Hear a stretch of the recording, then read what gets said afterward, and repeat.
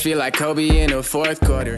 This is the Dane Moore NBA podcast. We are brought to you by Prize Picks, coming at you Wednesday evening. It's May 7th, and today's show is going to be our live show at Falling Knife Brewing Company. I'm recording this little open before I head over there, so not sure exactly what we will all be discussing in today's episode, but I do know it will be myself, Kyle Teige, and Jim Petersen talking game one and also answering live listener questions at Falling Knife. I am looking forward to it. Like I said, this episode is brought to you by Prize Picks, and they have the slate up on Prize Picks for Wolves Warriors game 2. No Steph Curry, obviously, in that game. Here are the 4 picks that I found for myself in this one that I really liked. Naz Reid, more than 12.5 points. He had 19 in game 1. I think Naz has a big speed and sort of finesse advantage in this series against the Golden State Warriors, and they're bigs, so give me that. More than 12.5 points. Jaden McDaniels, give me less than 3.5 fouls. He only had 2 in game 1, has generally stayed out of foul trouble this season, but certainly in these playoffs. And with no Steph Curry, I just see it likely that McDaniel is not in foul trouble in this one. So we'll say less than 3.5 fouls for him. Give me Rudy Gobert, more than 10.5 rebounds. He had 11 boards in game 1. That was kind of on limited minutes. Rudy only played 26 minutes because they were behind. And when the Wolves are behind, Finch leans on Naz Reid at the 5. So I think if the Wolves aren't behind by as much, we get more Rudy Gobert, which I think logically means probably at least double-digit rebounds for Rudy Gobert. And then we'll mix in one Warriors one. Give me Jimmy Butler to make more than 6.5 free throws in this game. He's going to have a bigger offensive burden with Steph out. I do think when Jimmy has a bigger offensive burden, what he tries to do is get to the basket and get to the free throw line. So more than 6.5 free throws made. It's more than 6.5 made free throws for Jimmy Butler. So those are my picks for game 2 of Wolves Warriors on Prize Picks. If all 4 of those come to fruition, it's 10x. So if you did a $5 lineup, you would win 50 on that. Again, you can play prizepicks.com at prizepicks.com or on the Prize Picks app. Use the promo code Dane if you have not yet created an account. And if you do, when you place your first $5 lineup, your account will be credited with a $50 sign-up bonus. All right, live show with Kyle Teige and Jim Petersen coming up next.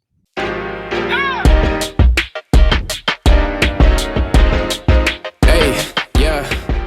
All right, we are here at Falling Knife Brewing Company. Got Kyle Teige here with me and Jim Petersen. Jim Pete, thank you for coming out. Man. Yeah, Jim Pete. All right. All right. I got to make my yearly appearance here at Falling Knife. Right? Yeah, your timing has been really good. I think when you came, I think if they were down 0-2 to the Mavs when we did that last year, we've got a totally packed house that they cannot see on the other side of the camera here. But we appreciate all you guys being here as well. We're going to talk a little bit about game 1 and kind of get Jim's opinion on this. Just Jim, going into, I guess, leaving game 1, what did you make of the shooting stuff? I mean, what do you think is going on there, and how does that work, I guess, as a player when the shots just aren't falling? How does that sort of compound? You're talking about a guy that didn't shoot threes. So if I missed one, it's the second one's not coming. Right. And so that's a little bit, though, of what Ant was talking about, like post game. I think that, when you get a little trigger shy, to be able to, you don't want to miss more shots than your allotment. And I think that that's one thing that going back to the Laker game too, some of it is shot variance. You're going to have games like that. You're going to have stretches like that. And hopefully it's just 1 or 2 players and not the entire team. But that's what happened in Los Angeles and happened last night at Target Center. You did feel like it was shot variance? I mean, I'm hoping that it is, because I'm hoping we're ready to go on a big time run, but it wasn't the Lakers defense that did it to us. I didn't feel like going back and watching the video, and I'm sure you watched the game too. There were a lot of open shots they just missed. I think sometimes, confidence can factor into it, and one of the things too, and I was saying this during the Laker game, is that one thing I'm really big on is body language. Because I think that especially this happens at the free throw line. I think misses can be contagious. Like when somebody goes 1 of 2 and the next guy goes 1 of 2 and all of a sudden nobody goes 0 for 2 and now you've missed 8 in a game and it can swing a game. Free throwing can be contagious, but I think 3-point shooting can be contagious because sometimes the basket looks like a hula hoop and sometimes it looks like a thimble. And so I just think that sometimes confidence plays a factor as well, but body language though. And so I was looking at Nikhil, and he's been struggling, and he was struggling in LA in Game 5. And you guys, one thing for me as a player, when I was a player, I didn't want to see bad body language from my teammates. I didn't want to see somebody going, it's like, I hate my bad. And when you're a coach, you really hate my bad. When you're a coach, you hate my bad. Just don't do the like it wasn't me. Well, exactly. I'm saying it's not you, Dane. It's my bad. So I'm trying to say I'm at fault here, but the coaches hate that. And I just think body language matters. And so Nikhil was struggling, and he was, showing his frustration. And when he finally made one, he did one of those, thank God I made it, And I just think that it sends a bad message. So one of the things I was happy about though is I thought Ant, while he wasn't the most energetic that we've seen, I didn't see him getting down on himself, right? When he goes through those stretches of going 0 for 11 like he did in LA, he keeps firing because that dude is so confident. You don't see that look on his face. You don't see him do the thank God. Right. And that's one thing I really like about this team too, because Dante's going to keep firing, and Julius is too. So, I think they're going to get through this, and I think that the time off might have also played a part, because I think the physicality that the Golden State Warriors played with was an impact in that game. So I think for those listening, whether it be here at Falling Knife or listening on the pod on the commute on Thursday, I think the cool thing about you is that you played, and that's why you bring such a dynamic kind of viewpoint, but you also coached for the Lynx in all those championship years. So one of the things that's become a theme on these nights where they shoot so poorly, and Finch kind of mentioned again last night, is Ant is fearless, and he's going to keep letting it rip, and I think Dante too, but there were guys that started to get the yips a little bit and turn down some good shots. So from a coaching perspective, when it was you and Cheryl and with the Lynx or whatever, what do you tell your players of hey, I know we're 0 for 16, but just if they're good looks, keep letting them rip. Well, that's what I love about Finch. Finchy is fully on board with that philosophy. And it's even more like youth basketball, because I coached my son first. And that was my first foray into coaching, was coaching kids.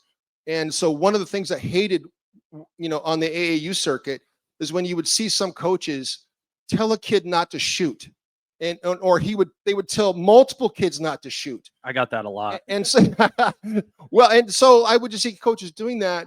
And so for me as a coach, and after having played, I was not. I was a guy that had a garbage point guy. They weren't going to run plays for me when I got to college and when I got to the NBA. So I had to manufacture points. I had to run the floor. I had offensive rebound. I did manufacture points that way. And if I, shot little Rudy Gobert. Yeah, I was kind of like Rudy that way. But I would shoot jumpers and stuff like that. But I feel like I could have been more had certain coaches that I played for been a little more positive, and so empowering. And so when I coach kids, I would say to a kid, because you can tell when kids are a little when they're not confident or when they're self-conscious or whatever. I would tell kids, because it didn't matter. I'm not racking up wins and losses as a coach, as a youth coach. Sure. I would tell a kid that was struggling, I don't care if you kick it in the stands, but if you're open, you shoot the basketball. And that's what I would try to instill in all of my players when I was a youth coach. And I think that's what Finch is so great at. He instills confidence in these guys. I did think that was, I would make a distinction between Game 5 in LA in the 3-point shooting and last night. And one of the big markers there is just the volume. They did shoot, they shot 47 in Game 5, and they shot 29 last night. I do think they got gun shy. I do think they felt like Ant probably, he kind of was going away from, or maybe that was Game 5. He only shot 5. Yeah. I mean, in general, I do feel like they lost a little bit of confidence in it.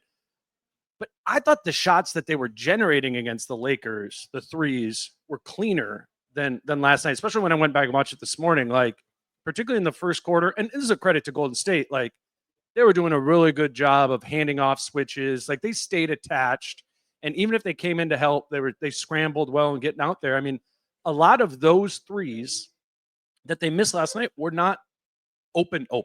The Lakers ones were open. And that's why after that game, I was like, I had no problem with them continuing, to shoot those ones against Golden State. I just think they're a better defensive team, and it's going to be harder to make a bunch of threes against them than it is the Lakers. That doesn't mean keep shooting them, but I just thought it was a little bit apples and oranges, the threes that they were generating. It for sure it was. I think Golden State did a great job of making Minnesota feel them, and one of the ways they did that was the way that they closed out and rotated. And you were just mentioning that how, the guy that was on ball, for instance, there was a screen and they switched. The guy that was on ball now is sprinting, and Buddy Hield's actually playing defense now, which is amazing.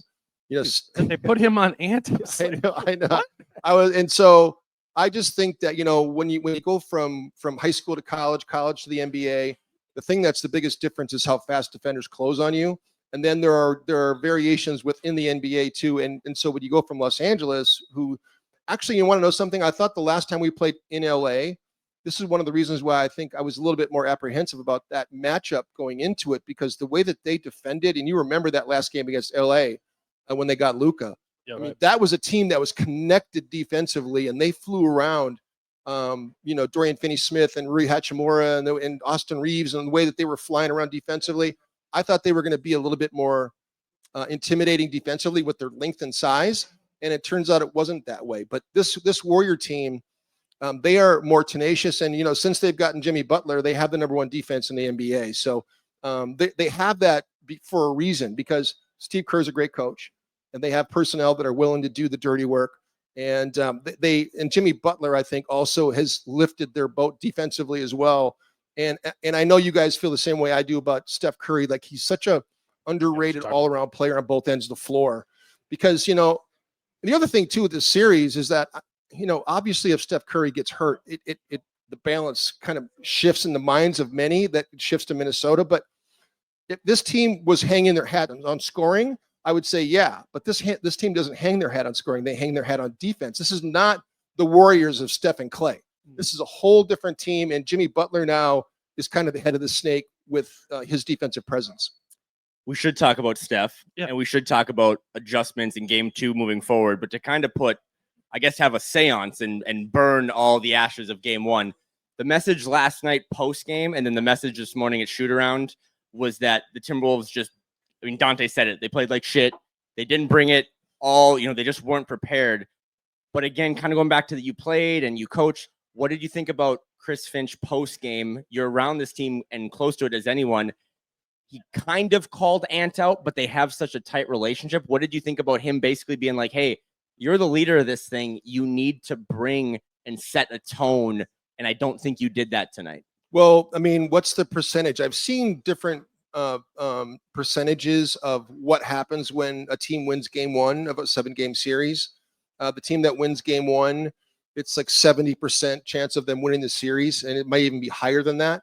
Yeah. And so I think Chris Finch understands, first of all, the gravity of the situation, and also that Ant didn't really bring energy-wise. You and I were just talking about this, Dane, before you started this podcast, is that I just felt like in LA, Ant didn't bring the energy, and it didn't seem like really either team did, because for a closeout game, I thought there would be way more energy, and you guys were both there. You guys saw the game, and you guys know what I'm talking about. Yeah.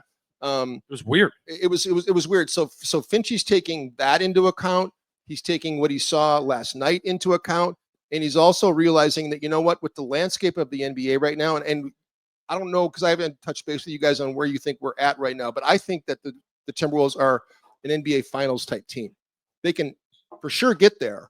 And I think that, now that you see what happened to Cleveland, I mean, Cleveland, I thought was in a lot of ways more difficult for us to match up with than the Boston Celtics were.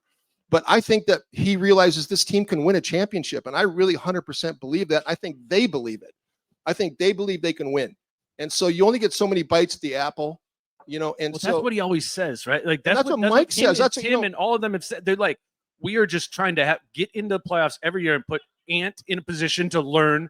But they just believe in, like, that is like the ethos of, like, the Tim Conley front office is like, we believe if you get to the table enough times that things can break your way, or you can, find yourself at the right time and get there. That's the idea, is putting Ant, as he has been at 20, 21, 22, 23, in the playoffs, that if you go there over and over again, that you might find yourself in this kind of funky situation like the playoffs are looking at right now. I was talking about this last night, Kyle. Like, I think there's going to be at least one weird team in the finals, Yeah. right? Like where you're Could like be two what? weird teams in the It could be, finals. yeah. We're 2 years removed, 2023, from when Jimmy Butler took an 8 seed Right. Miami Heat to the finals against the Nuggets. Yep, total.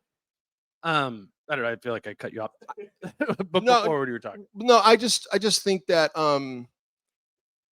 when I look at, it's just my personal situation, playing with the Houston Rockets, and when my Rockets team in Olajuwon's second year, and so he's 23, I'm 23.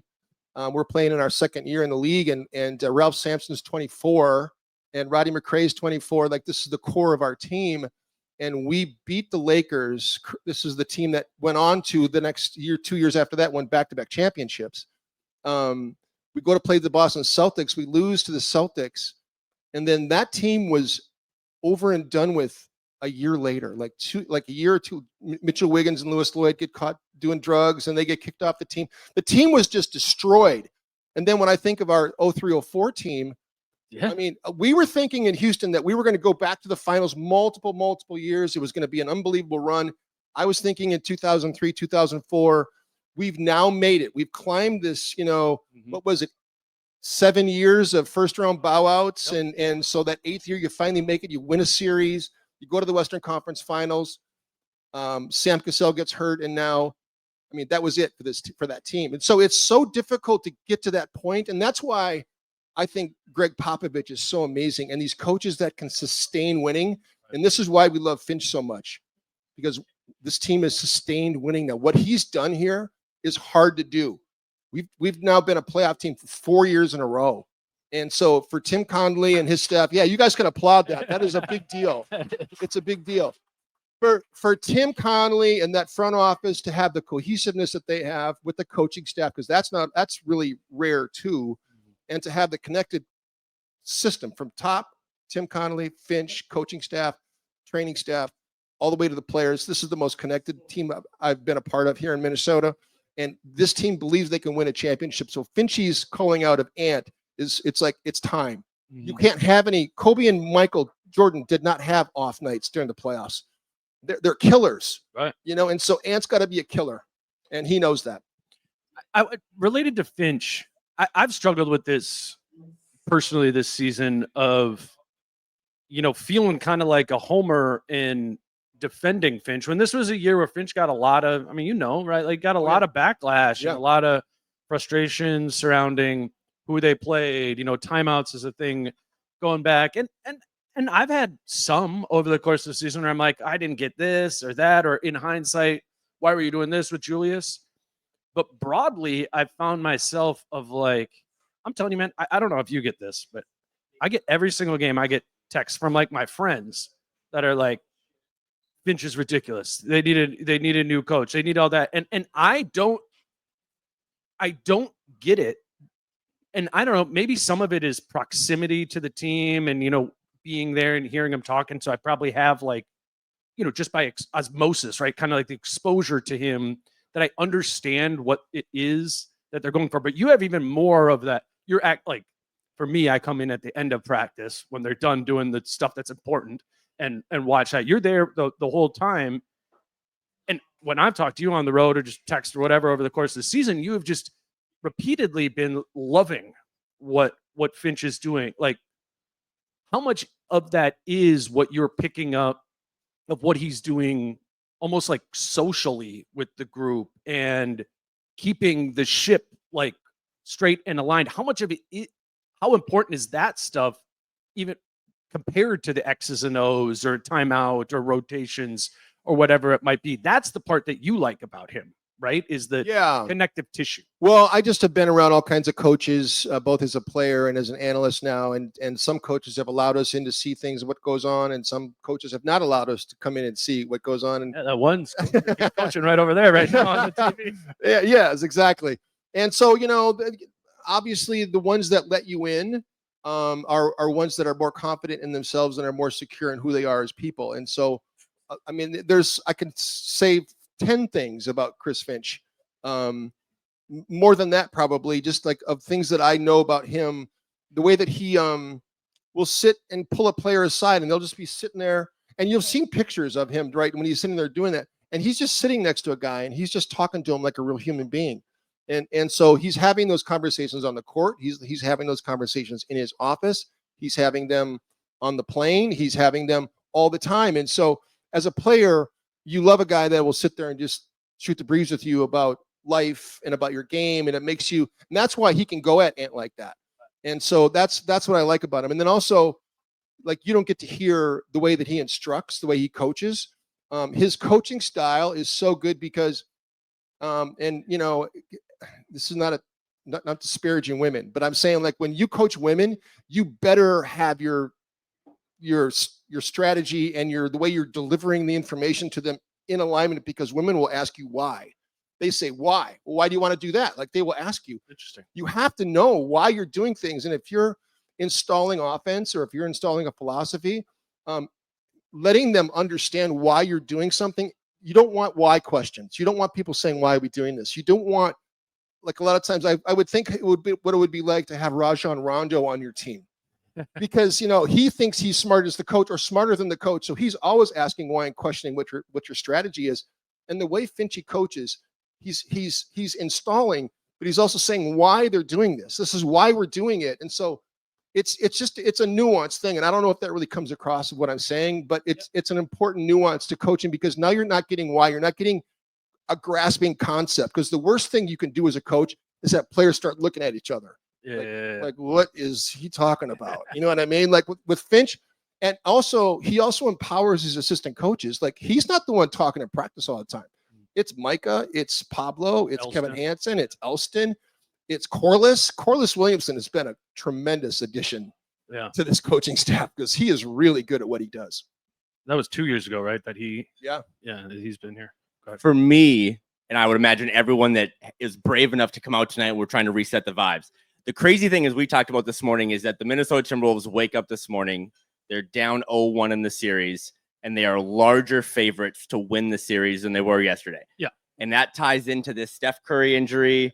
It sounds like a hamstring. He could be out 2, 3, and 4. So now you have a team. And again, if you don't know this, I speak for literally every tax-paying American in this country, that we miss you not doing the TV games anymore on FanDuel. And but Grady's amazing.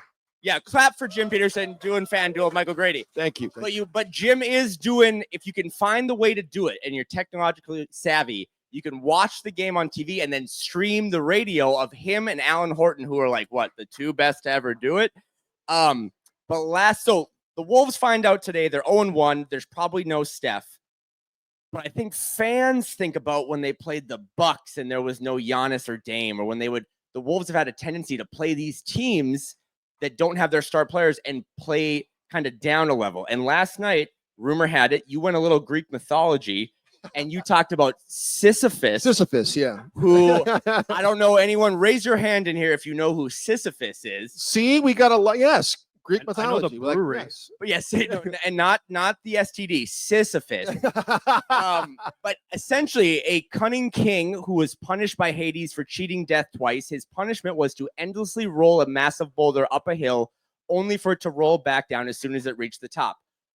What is it? Didn't it feel like that last night? What is it about this team? Again, everything you said about Finch, I think Dane and I co-signed. But what is it about the DNA of this team sometimes that they are the Sisyphus of, they just make it harder for them? Is it youth? Because it's still a lot of young guys. I know Mike and Rudy, but like, what is it about this team that they don't ever embrace taking the singles or the easies, and they're always trying to make it a little harder to push that rock uphill? That's a great question. If I knew, I think Finch would have already figured it out, because I don't think he particularly. I mean, it's just every team is different, you know, and like, I would wager that a lot of coaches feel the same way. You know, how many teams actually take care of business every night? It's a very rare team. Oklahoma City has come the closest to being, I mean, in Cleveland too, for the most part, of being teams that take care of business. Yeah. And the great teams do, and that's one thing. But I don't know. I just think that that's part and parcel of having a 23-year-old be your team leader. That's what I was going to say. And, Yeah. and I think Julius too, you know, I thought Julius was true. I'm doing the thing where I'm going to say something nice before I rip him. But like, I thought Julius was terrific in the Lakers series, and was terrific since he came back from injury. But there's a volatility to Julius Randle, and sometimes he falls into the body language, the keel stuff that you were talking about. And I think when you put that together with Ant's youth, which inherently leads to some volatility, like you have volatility at the top end of your roster. And sometimes we only do with volatility like that's a negative thing.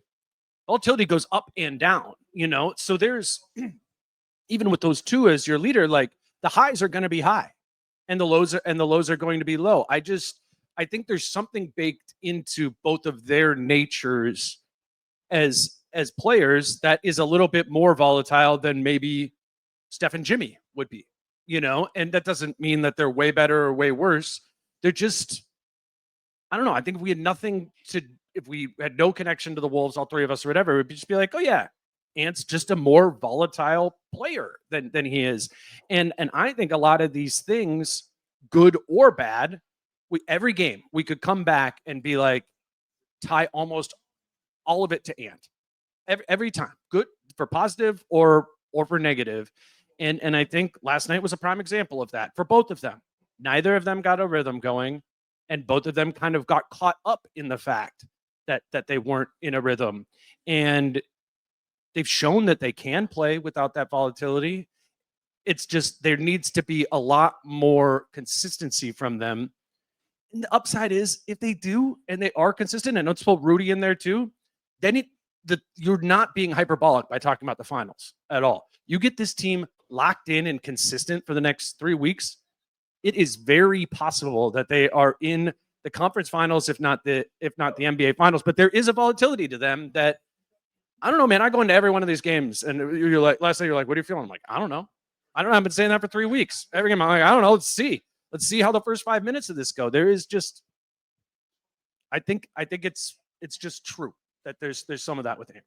It's kind of a roster that's full of volatility in a lot of ways. And you've said this. How many years have you been saying weirdest team ever? Since the beginning. I mean, that's, you coined that phrase with this team, and I think it's really true. I think that for better or for worse, one person, I just heard a clip of Kevin Garnett talking about what it was like for him to leave Brooklyn, come to Minnesota, and how he had to regulate. Did you hear this clip? Paul Pierce? The Paul Pierce podcast. Like, he was just talking about shit again. But it was KG talking about what it was like for him when he came into the Timberwolves locker room, and it's all these young guys in there, and they're all on their phones at halftime. And and when he's in Boston, he's like, they're talking about pick and roll coverages. You know what I mean? Like, they're talking about the really important parts of the game. And he comes into our locker room, and nobody's in the locker room. They're all in the training room, and they're all on their phones, and they're like, whatever. And Rubio is like, he goes, we need to talk about the game. Like, these guys don't even care. And so KG regulated all of that. And so I say that to say, Mike Connolly is that kind of guy. So for better or for worse, like Mike, went scoreless last night. He went scoreless in the only other game that we lost in the Lakers series in that game. So he went 0 for 5 in both games. And so Mike's volatility matters too, because you kind of need that 7 to 9 points from him. Yeah. And so you need Mike to be confident and productive. You need him like attacking the basket and being able to make shots from the perimeter. You need Dante and you need Nikhil. If you're only going to play 8 guys and 2 of them go scoreless, that's a problem. So like I keep on saying we got to score. Mm-hmm. Everybody's worried about matchups and defense, and I am too. And I'm saying that's part of our DNA. That's kind of the thing that's going to show up on a nightly basis. But the scoring thing for me is what can determine whether we win or lose games. When you coached the Lynx with Cheryl, you dropped a game 1. When you played in your NBA career, you probably had a playoff game, round 1, round 2, where you dropped a game 1. How does Finch, because I believe it, but again, you lose game 1. I know you're at home and the Steph goes out in the second quarter, but you're only down 1 game. It's not like this multiple. How does Finch get the message to those guys of like, hey, yes, we stumbled, but we can still push this rock uphill. This isn't like this avalanche of bad things Minnesota sports. Like, how does Finch get the message of them like, that was 1 game, let's put it aside and let's regroup for Thursday? You don't go overboard. You don't overblow it. You don't sit there and hit the panic button, because that's something he doesn't really do. So I mean, he's just got a clear message. So I think this is in the category of you got to play better, and I think they can. They totally. I mean, like the last 2 games, they shot the ball as poorly as they can shoot it, and they won 1 game and only lost by 11 in the other. And really, they won a lot of carries. They outshot the Warriors. I mean, obviously the effective field goal percentage part of it's a little bit different, but I mean, the one thing they didn't do, they didn't win the 50-50 ball battle. That's one thing that really kind of showed up is the 50-50 balls. I mean, because that's more about winning the possession battle, which is something Finch talks about all the time. Right. Winning that battle. Not, we forced them into more turnovers. We scored more points off turnovers. We scored more second chance points. So that's what they did in Los Angeles. They won all the miscellaneous points battles. Fast break points. Minnesota won last night too. There were a lot of things they did well that, and by the way, they held them to under 100 points. So I just think that this goes under the category of look at the film, look at the opportunities, the way they're rotating, closing out. Jaden, when you took that three, there was a better shooter right over here. Like right. Naz Reid was wide open. And there were other opportunities like that, in transition. Minnesota was sloppy. Julius had the one where he kind of like had Nikhil over here, and he knew Naz was on his right, but he didn't see Jimmy closing on him, and he just flips it over. So many turnovers and transitions. So those are things you can clean up.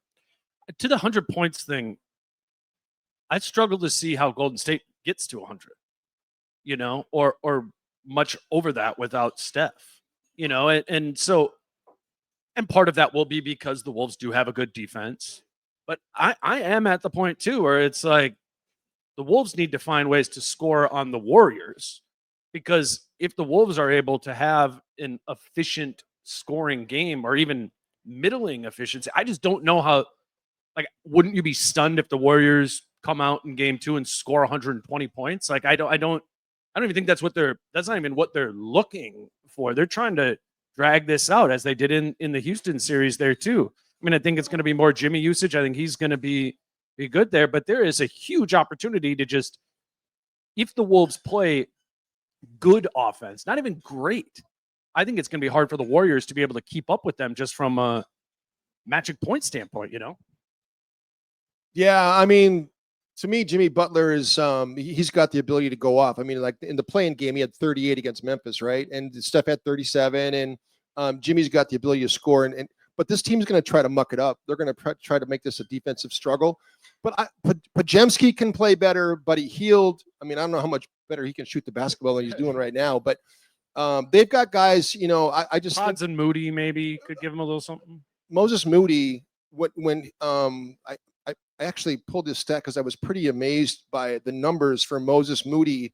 So when he's a starter for this team, they went 27-7. And a lot of this is Jimmy Butler, right? So, but Moses Moody as a starter, he gave him 11 a game, and he shot 39% from three. Like he's not a nothing player. Like he can give you numbers on any given night. His game log is pretty impressive when you look at the stretch when he's been a starter. When he's been a bench player, he's fine. But they've got players that can hurt you. Podziemski made one basket, the 1-3 that he hit early. That was it. Transition. Nobody picked him up. Yeah, exactly. So I just think they have confidence, and Jimmy gives them someone they can go to. Yeah, I just even if Buddy makes 6 threes and Jimmy gives him 35, and one of Moody or Pods play well and give him a time, there is. To me, it seems like there's a limit to how high the Warriors' even reasonable offensive ceiling is in this thing. We do have a fourth mic here too. If any of you guys want to come, ask a question, kind of stand up over there and fire that off. I think I had another thing I wanted to. Oh, I wanted to ask you this: the Warriors are the most off-ball movement team in the entire NBA, and that's very different than playing Luka, where it's pick and roll, which is, the norm. And the Wolves have Rudy, who's a very good pick and roll coverage big, and they have Jaden, who's really good at the point of attack. I'm wondering if I underestimated the difficulty of being able to defend the Warriors' heavy off-ball movement offense and defending those split cuts and backdoors and all that. I mean, what is that like? That style of team to play against as a player or to coach against as a coach? What is that like? What does that change for you in preparation, or what are the things you're prioritizing differently as a defense against a heavier off-ball movement team versus a heavy on-ball pick and roll? It's so hard to replicate it. Do you know what I mean? Like in practice, like to try to work against it because So the Bones Highland is playing Steph Curry and Yeah. practice thing isn't Let working. me tell you though, Bones did a good job. Like just Oh, for real? like watching them prep for this whole thing, and in the last round too. There was some days that I think our Timberwolves scout team looked better than the actual Lakers did. Like Joe Ingles was playing, Luka. Luka, and like it was fun to watch them go to work. Terrence Shannon Jr. was playing LeBron, and I can't say I can't tell you what a great job they did. The coaching staff implementing the game plan in that series and the way they executed, but to watch them, one thing that they've really worked a ton on in both of these series is transition defense, because matching up with Golden State in transition is really important. And it was in the Lakers series too, and that's why one of the reasons why they won it, because they were able to play in transition to get into transition offensively and stop them. But man, the way that they work on trying to chase Bones Highland through all these screens, the off-ball actions that you're talking about, watching Nikhil do it, watching Dante do it, watching Mike Conley, who's a great chase defender. Right. These guys were really trying to simulate as much as they can, but as much as they try to simulate it, there's no way to simulate what Steph Curry does on the floor. Yeah, no, that's a good. I hadn't thought about it like of that way of to simulate it. Somebody needs to enact it. Well, I got to tell you, one thing about having Steph out of these games, those guys are relieved. I got to tell you, Right. those guys don't have to chase that dude around. But you know what though? I think that Buddy Hield is going to do a lot of the same stuff because he's going to be the guy in the split action. And I was gonna, because I knew you would be interested in this. As long as they've been running that split action at Golden State, I'm wondering first of all why other teams don't do it, and why I wish we did some of that split action With Ant. and have Nas setting the screen. So Nas is a great cutter too. So if they don't handle the switching right, that he could slip to the basket, get layups like Kevon Looney's done a ton. But and Ant would be great. And plus you're occupying all those people on that side of the floor in a post up. But so as long as Golden State's been running split actions, they've thrown it into has never been an offensive threat. Never. Okay, so it's been Kevon Looney, it's been whoever it's been through the years. It's been some non-scorer for the most part, right? It's normally Looney or Draymond. Draymond Green. And so Jimmy Butler now is the first person that when they run split actions and they throw it into Jimmy Butler, He can go. he can go to work. And one of the things that Minnesota did in the game, I don't know if you noticed this, how much they're fronting. They're trying not to let that entry pass get in there. To Jimmy, yeah. And so they've been working on fronting, and that was a couple of the 24-second shot clock violations were because they fronted, they couldn't get it in, they tried to jack up a shot or whatever. So there's a wrinkle there that I kind of like because Jimmy's a real threat in that situation. So, and then also if you're a big on the perimeter, if you're Golden State, you're either going to go set an away screen for Steph to come. They'll do that same thing with Buddy Hield. Yep. And then if you're a big and you have the basketball, you're not a threat to drive it or shoot it. You're looking for a handoff. Mm-hmm. They were doing that a bunch after Steph was out. It would be like Jimmy and Looney running like pick and pop.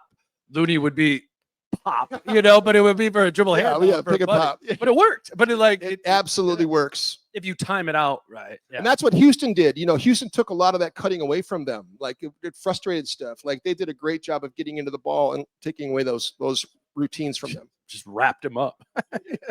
Oh yeah, we could do a questioner. Thank you. Well, first, I just got to geek out a little bit. Jim, it's very obvious how much work you put into your craft on television. It comes through. The product is better because of it. And there's not enough of that in the NBA media nowadays. So I really appreciate what you do. I kind of have a question for you, just kind of bouncing off the Chris Finch topics and things like that.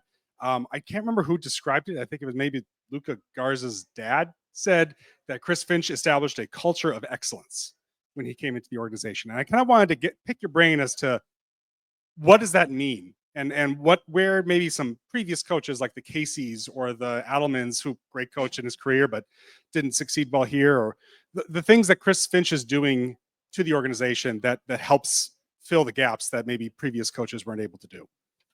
It's a great question. It's different for every team. I think that when you look at Chris Finch's his resume and the fact that he went right from playing and he didn't even mess around being an assistant coach, he went right into being a head coach. That's great. And 27 years old. Yeah, he's so young. He's a young guy coaching young guys, and that's not always easy to do. And I'm just telling you that the time for me coaching both kids was valuable, and coaching in the WNBA was valuable. I got an interesting perspective on how great these athletes are at the WNBA level, how dynamic they are, and how good they are. and how good the league was. And so now we're all finding out, but how hard coaching is too. It's hard. Coaching's hard. You have to, I learned a lot about what you're saying about why I'm prepared. And Dane does the same thing, by the way. You should give Dane a round of applause because he prepares like a coach does. What he does here with this podcast and what he gives to you guys and everybody listening, the amount of time that Dane prepares, and Kyle too. Kyle is a great sidekick, man. You are such a great, and then Britt, I mean, all the, Chris and John Krasinski, everybody, Jace. I mean, like, you guys are just so Jace great and has been awesome dynamic. this year, Jace is just so smart, and Finchy really loves Jace too. They got a little banter going on, but Chris Finch had to sit there and wrestle with the game. And when you're a coach and you have to sit there and those of you who coach, you know what I'm talking about. What could I have done different? What am I going to do about this problem? What am I going to do about that problem? And being a head coach, there's a lot of things you have to do to be able to run a basketball team. I mean, there's a lot of questions that are coming at you. You got PR coming to you. You've got the front office coming to you. It's personnel. You've got secretaries coming to you on scheduling and hotels and what time do you want the bus to be? And there's a million questions that you have to answer, and you've got to do it. You've got to delegate, but you also have to organize and you have to set the tone. And so there's a lot of tone setting that has to go on. You got to do it with the training staff, and you got to do it with the players, and you got to do it with the coaching staff. And these coaching staff, when I played, it was 2 coaches, 1 trainer, and 12 players, and that was it. and that's how, and we traveled commercial. And so it was like a lot of the problems were not what they are now. So when you're the general, you better have been tested along the way. And so he's wrestled with all of these questions of what to do. And so when he came to Minnesota, he had a basketball philosophy and a basketball perspective he's already boiled down to what the most important things are.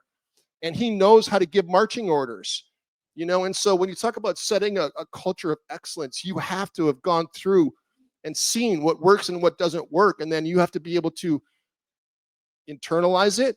You have to organize it in your mind. And then you got to be able to disseminate to other people in a way that they can have confidence in what you're saying. Do you know what I mean? So Chris Finch is he's so smart.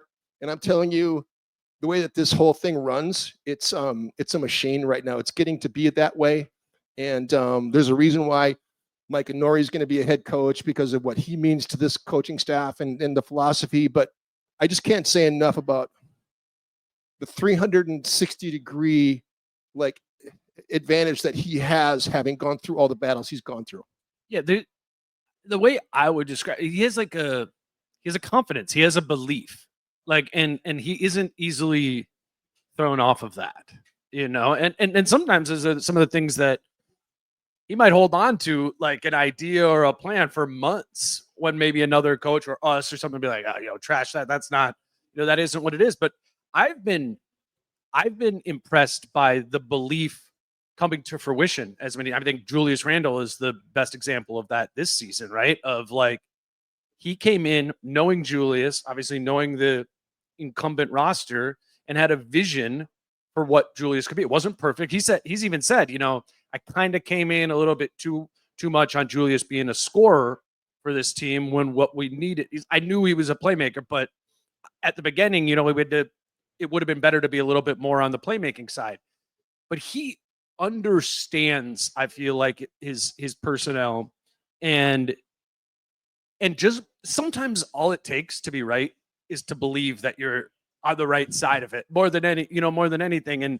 And I feel like I've seen that with him repeatedly, even when he is wrong, and finds a way through to it. And yeah, to your point, just being around the team to the extent I am, that what Jim's saying is so real, of the amount of directions that you are pulled as a head coach. I mean, we were talking to Free at the Wolves PR guy, just about how many different things Chris Finch has to do on a game day, simply from a media perspective in the playoffs. Talked to us 3 times, but that's in addition to the television broadcast. You have to go one-on-one with them, the radio, all these different things. It's I think about it sometimes as, when you reach become the CEO of a company, you basically can outsource all the stuff you know how to do. Not in the NBA. You know, you gotta do that stuff. And Finch never complains about it. And kind of he's extremely dialed, and we talked about volatility earlier. He is extremely consistent in his approach to everything. If anybody else does, we got one right here. Yeah, do another question. Go ahead. First off, Dane, your mom is really wonderful and nice. Yeah, Mom. Because I was distracted, I wasn't listening really great. But my big Timberwolves question was, like, how do you view? I was talking to Jim about this too. Like, how do you view? I don't know. 2000 and when did Al Jefferson start playing for us? Well, after KG trade, 2007. Sure, I'll do this. Okay, so like my first year watching the Timberwolves was when we sucked, and Al was awesome, great moves, Jim Pete level moves. Sorry, like the evolution from then to now just is pretty all you could hope for, minus last night, and I don't think last night matters at all. Absolutely. I mean, what I would just say to that, and I think Kyle, you'd be with me here, of like, before we were doing this in the media space, I mean, those were I mean, that's when I was like in college, you know, and those were the teams that for some reason we were watching every Jim Pete and Ben's, you know, I was watching every single game. Those teams stunk. You know, there's just like the amount of things I learned about as a homeowner now, if you listen to me, like landscaping, because in the fourth quarter, Jim Pete had to do yard work. Like, hey, the Wolves are down 24 to the Bobcats. Here's how you start your snowblower in January. And that's why last year the whole like dumb theme was like, look how far we've come, friends, is that. And I do kind of want to pivot off of your question too, and you hate this, but I'm going to do it anyway. Like, you really are on the Mount Rushmore of like Minnesota basketball, not just from the college stuff. Like, make some noise for Jim Pete. In your car tomorrow, make some noise for Jim Pete. But like between the NBA and the college, it's playing for the Gophers and coaching for the Lynx, but all the stuff you've done and all the things you've seen, you've got to be having more fun than you've ever had. And then too, like we talk about this off mic, but like, what's it been like? I know you're proud of his growth and his kind of elevation to things, but like, what's it been like getting to know a new teammate in Michael Grady? And I mean, when Zach Lowe does his, you know, his league pass rankings, like everyone talks about how good you two are, and it's because of the work you put in. But like, what has it been like working with Grady? What has it been like seeing this Timberwolves team finally pull themselves out of the mud? I'm more happy for our fans is really who I'm happy for. All the people that have stuck with this team and all the people that have paid for tickets to come to Target Center. It's not always easy to you know, sign up for that. But I think that, and you know, I think I was so proud of our fan base, and it happens multiple times, but games 3 and 4, the way that Target Center showed and the way that they showed out, the way that, and our fan base is so smart. You know what I mean? They really know the game, and that's why you're able to flourish. I mean, I think if this is a different fan base, 100%. and you look at like SB Nation, you look at Canis Hoopus, right?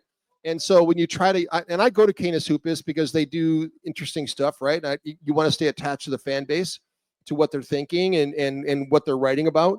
But then not every city has an SB Nation. There used to be every team did, but they've fallen by the wayside. And so this one is strong. It's a strong basketball community. And so from that standpoint, I've always been proud to be able to do what I do for this fan base, because they show up, they love their team, and when they win, I just feel so good for them. And so I'm having a blast.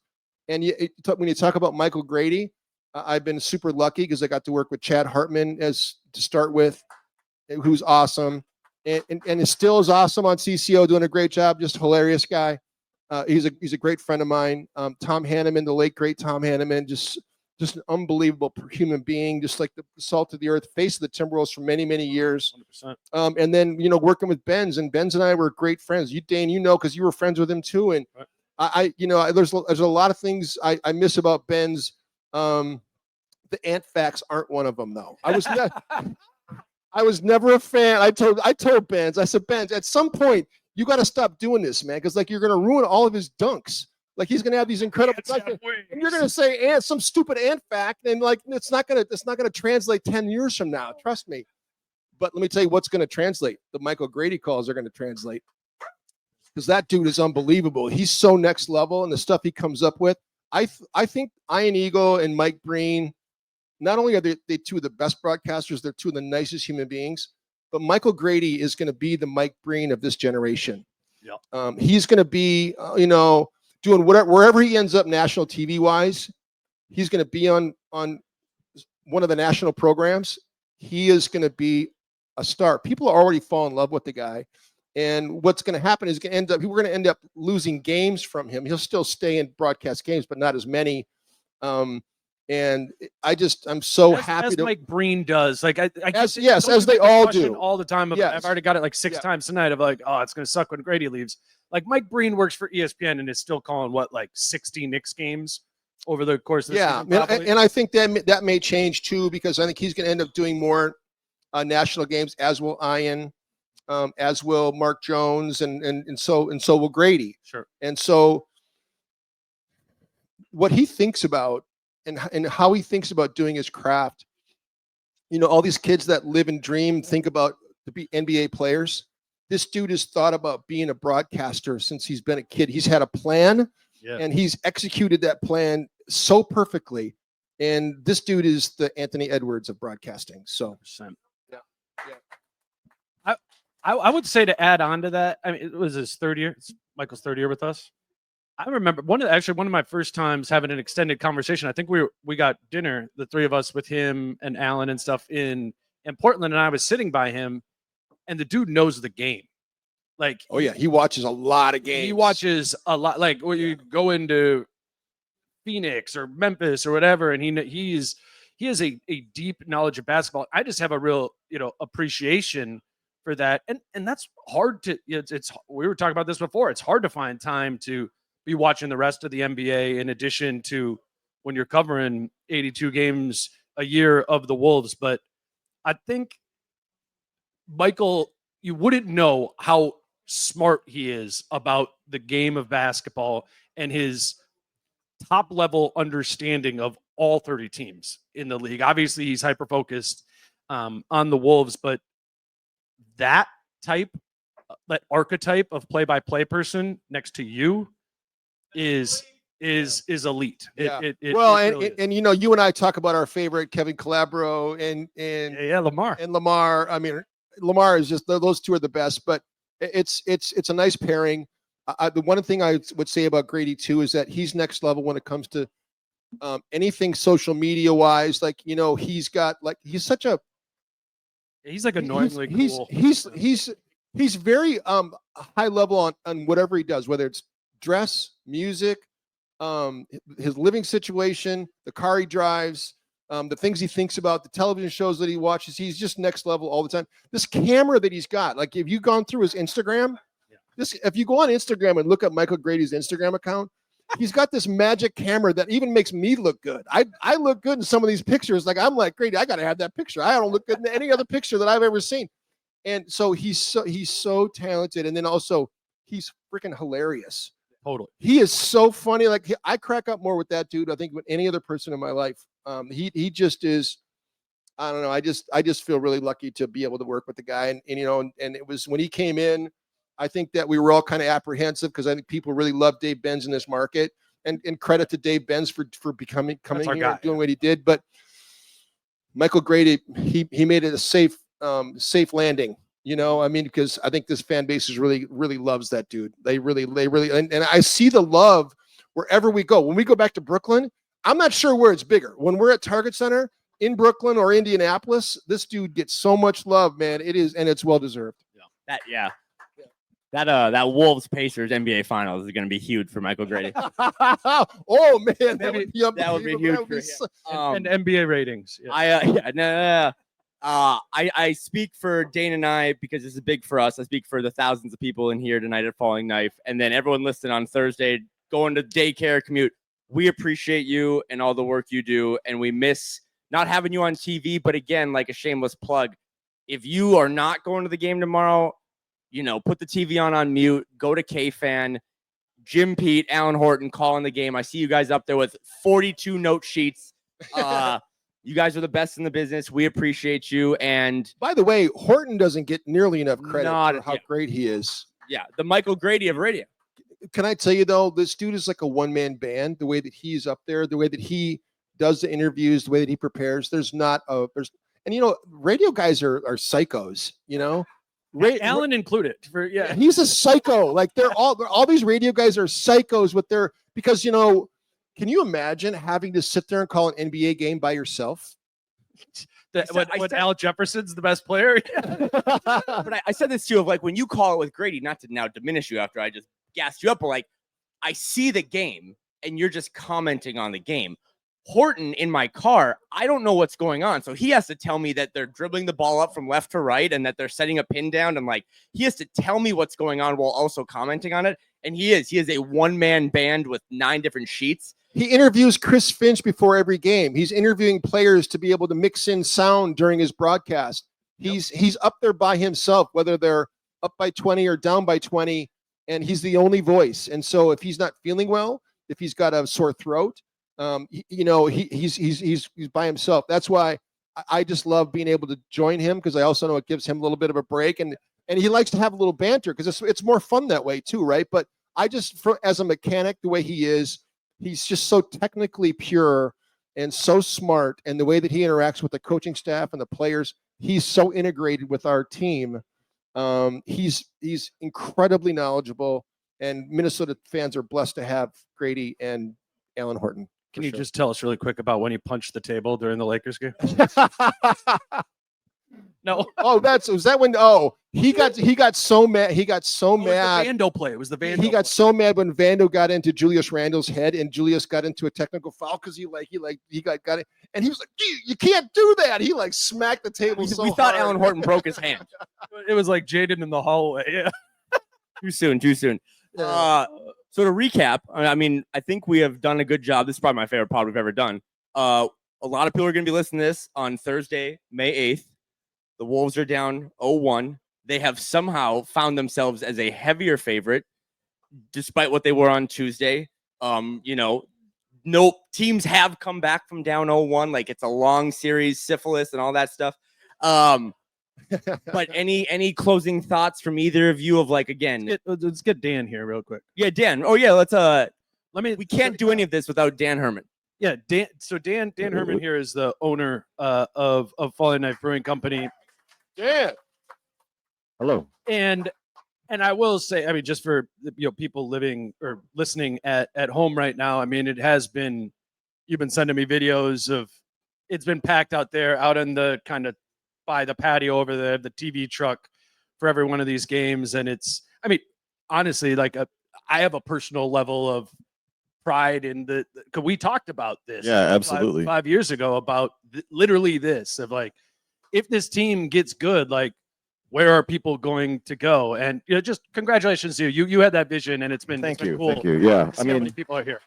It's because we were sickos that were cheering for this team. Like there are all this time, so we want to take advantage of it and enjoy it while we can, because we have not gotten a lot of that.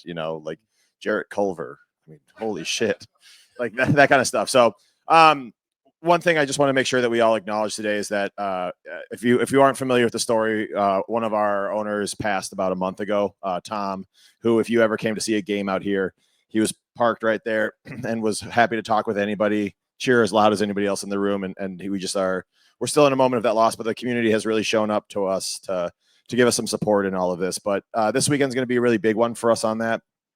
First of all, I was never a bigger Rockets fan, other than obviously when you were playing, but then on Friday, because there was a chance that the games were going to be on Friday and Sunday rather than this Saturday. So you'll understand in a second why that would be a kind of a big deal. But on Saturday, when the game is, and it's going to be amazing, we will move the TV truck to the other side of it. We actually have a block party all day long. So we've got 5 cover bands coming through. Represented are going to be Cake, Weezer, The Strokes, The Cars, and Bon Scott era AC/DC. So none of that. Yeah, Saturday. So all day. So I would suggest coming here early. You'll be able to grab your spot for the TV truck and then just like hang out and participate in the block party. We've got some cool beer releases happening out for it. We've got 3 elite food trucks showing up, as well as normal like rectangle action. And then on Sunday is actually going to be a celebration of Tom's life out here for this. And if you've ever come and watched the game, right, if you've ever talked to him about this at one of these or any of that, you were his friend. So please do come on out and celebrate us with him if you have the urge to do so. But 6 bands that Tom used to tour with, aside from being this and also a big basketball fan, he was also like a really important musician in the Minneapolis scene and traveled the world with some of his bands. So 6 different bands that he's toured with are going to come out and play, including people coming up from Oklahoma City and Chicago. So we're going to have, if you don't know this, Tom was also a super huge mac and cheese fan. So we've actually got Rectangle, Bunnies, and Pizza Luce running a mac and cheese bar that we're just going to have out for people as you need it. And we'll just be here crying and laughing and sharing stories and honoring just such an incredible person that we're lucky enough to spend some time on this earth with. So That's great. So thank you all for coming out. Thank you for continuing to come to the games. I say it a lot now, but like what we used to do with Tom, now we get to do for Tom. And we are totally convinced he's going to make this team win the title just to piss off his little brother. Cheers, guys. We'll see you. Yeah, that's Dan Herman. Would love Tom. Tom was always here when we did these live shows, and I was set. For me, it's weird doing a podcast. You're public speaking, but like you're by yourself, and Dan too, and Andy. For me, it was like coming out of COVID, when I basically started the podcast, and I'm literally in my apartment by myself. Recorded this podcast. You have no idea who it is that you are talking to. And one of the coolest things for me has been like putting a face and Dan's become a good friend of mine. And when I think about who is listening to my podcast, it's like, it's Tom. It's this guy who's like, I don't know, 15 years older than me. Like we wouldn't never have like crossed paths in life probably if it weren't for this, but I absolutely adored all my conversations with him because he was just the coolest dude, and as is Dan, and as is everybody here. And it is, I think, goes back to what you were saying, Jim, of like, this community fucking loves basketball. It does 100%. And there is like, and the Wolves are an emblem of that. Al Jefferson, Jared Culver, whatever. Like, I'm from that. That's what I got my group messages with my friends and have had for 20 years where we were talking about Jared Culver versus Darius Garland or before that. And I'm just so glad that we have this space here, that people can be watching this team in the playoffs, in the second round of the playoffs, potentially going to the conference finals and beyond that. I mean, I don't know. You've called hundreds of games where that didn't even seem like it was in the realm of possibilities. And it really is. And I'm personally glad to be a part of it and, be talking with you here. And just, we were talking about getting a little burned out earlier today. And it's like, it is just, this is what it's all about, like this is what it's all about is the community and the people who love basketball in this state and getting together. And everybody's got stuff going on in their life. And for 2.5 hours, you can watch basketball with Jim Pete and Grady or here at Falling Knife or listen to this show. Like, I don't know. That's just a pretty cool thing, I think. I just think that for me, like I've been here for a long time. And so when I started, it was Kevin Garnett and 50-win seasons and playoffs every year. And so people are asking me how I feel about the game last night. We went into the desert for 13 years, and then we got sort of a little bit of a sip of water in year 14 with Tibbs. And that season was more of a relief to make the playoffs than it was like a lot of fun. And then it was 3 more years into the desert again until Finch comes, and we get Ant, and we get Jaden, we get Nas, and all of a sudden, Karl Anthony Towns has a team around him, and like it's a soap opera. And so I told myself, when we left the oasis that was Kevin Garnett, that I would never complain about winning teams again and first round bowouts, because we're relevant. We are a relevant team. Anthony Edwards is ours. No one else has him. We do. We have Anthony Edwards, and we have so much fun being able to cover this dude, right? I mean, aren't you guys having a blast? Just like, you never know what he's going to say, what he's going to do. It's going to be incredible.